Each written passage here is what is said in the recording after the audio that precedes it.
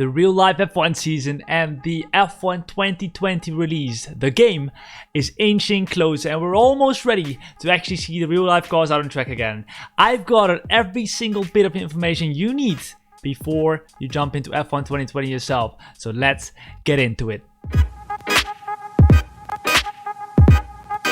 So the first thing that we are going to get is new tracks and the 2020 cars, of course, for the 2020 season. We are going to get Vietnam and Zandvoort in the calendar for the 2020 season or the 2020 F1 game with the tracks. Obviously, we don't know if they're actually going to be driven on by the real life F1 cars this year, but we have them in the game and we can drive on them for this year already. So next up, we have My Team. My Team is the biggest addition to F1 2020.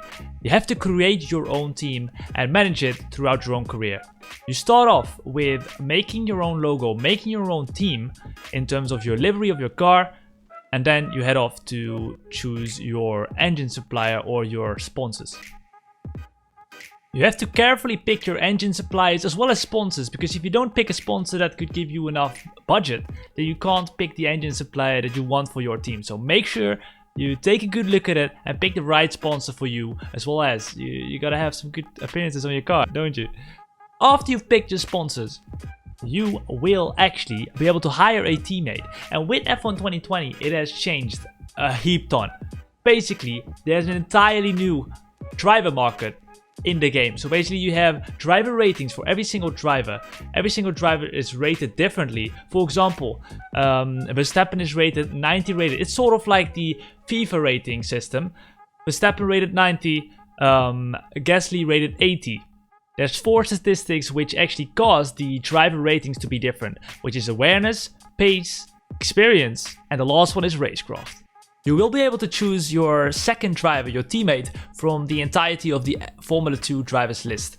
Once you've done that, then you're all ready to finish completing your 11th team, because you will be the 11th team on the grid. Once you're ready to complete your 11th team on the grid, you will be going into a little interview with Will Buxton, of course, Formula 1 reporter in real life as well. He will be asking you a couple of questions, and according to how you answer to those questions, you will have a little bit of a performance impact as well on your team. So your answer will impact the performance that your car will show at the start when you reach Melbourne. Once you're done with talking to Will Buxton, you will hop into a little cinematic car reveal, and it will show your car with a livery on it.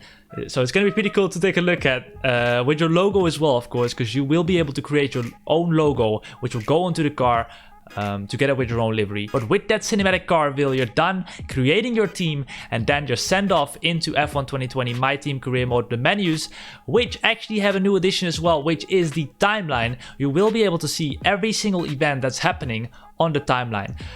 Events which could occur, for example, are sponsor activities, driver training activities, and balancing these timeline activities are crucial to actually having good success out on track, because you don't want the drivers to have too much stress if you want them to perform, or if you want them to be there at every single activity that is available. So you have to balance it out and actually think about your drivers, which is actually quite insane to think about.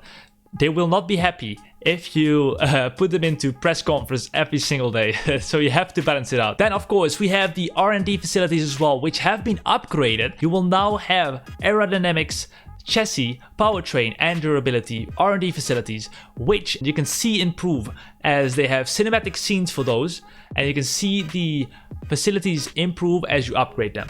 But adding to the R&D facilities, we also have personnel and marketing. And with those, you can actually influence the marketing and of course the personnel of your team.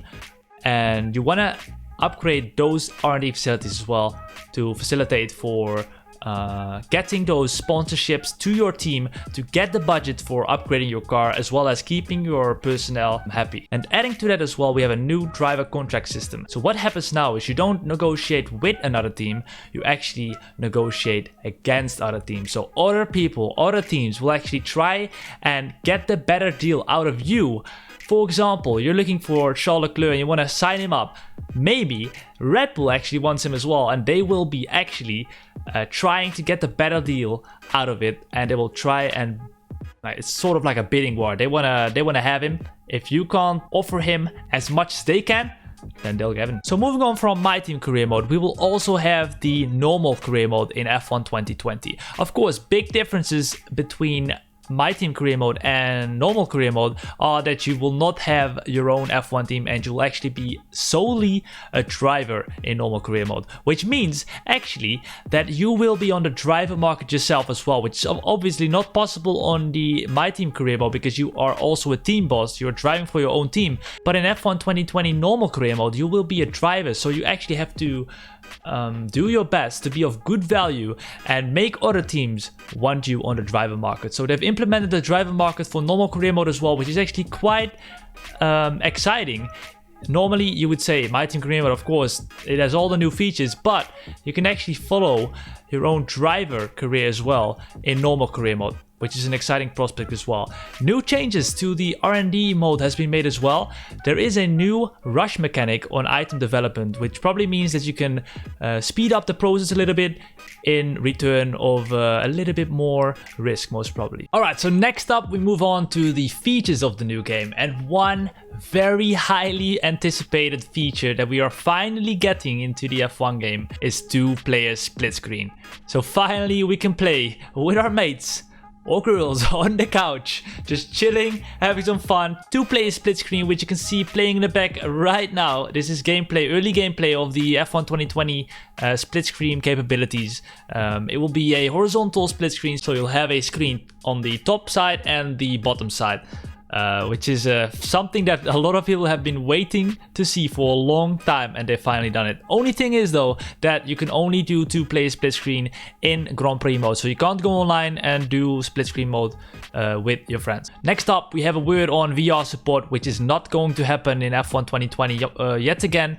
We will not have virtual reality support. Hopefully this will be something that will be coming for the next generation of consoles, of course, with the PlayStation 5 and the Xbox releasing later this year. Hopefully they'll do it for the next generation of consoles, so they have a little bit more leeway with the power distribution for their game, of course, and hopefully they'll put in VR support in the future. But for this game there's no VR support.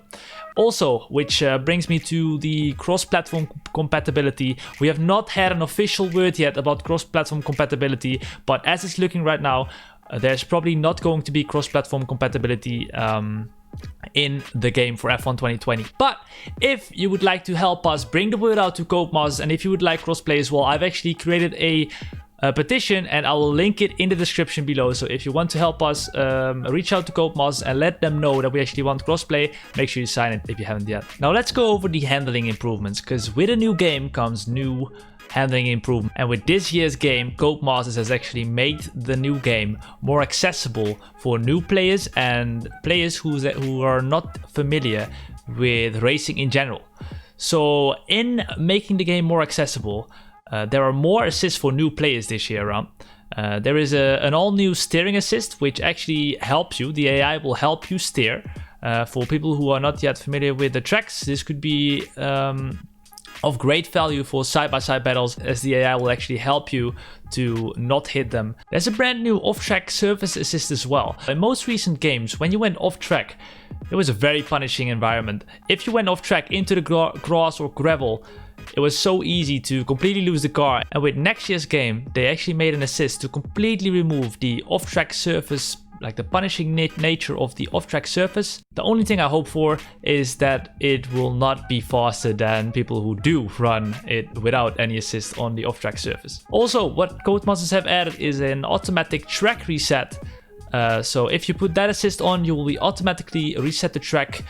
For example, if you go straight in the Baku Castle section and the only way back is a 360-degree turn, you will be automatically reset onto the track once again. Judging off of the reviews that people who already have the game and already tested it have brought out, there's much more downforce on the new cars. So we'll just have to wait and see what it actually means and how it feels. But according to George Russell, who's already tested the new handling model for the new game, a lot of the interesting things making you go faster in F1 2019, like going into first gear for the extra rotation, you know all about it, all of that stuff has been fixed, has been solved, and it is a much more fun handling style.